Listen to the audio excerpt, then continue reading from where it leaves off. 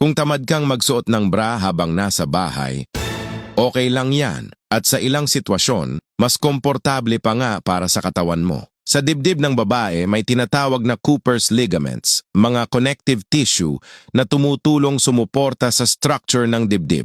Nakakatulong ang bra sa pagbawas ng movement at stress sa bahaging ito, lalo na kung aktibo ka o mas mabigat ang dibdib.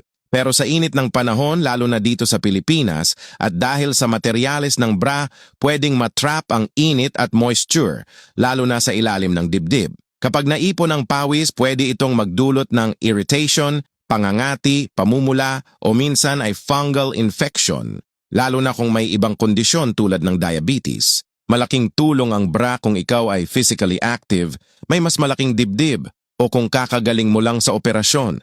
Pero kung hindi ka komportable magsuot nito buong araw, lalo na sa bahay o habang natutulog, ayos lang na magpahinga muna.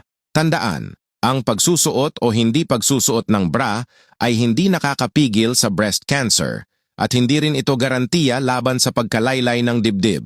Kung may kakilala kang naiirita sa pagsusuot ng bra, pwede mo itong i-share sa kanila.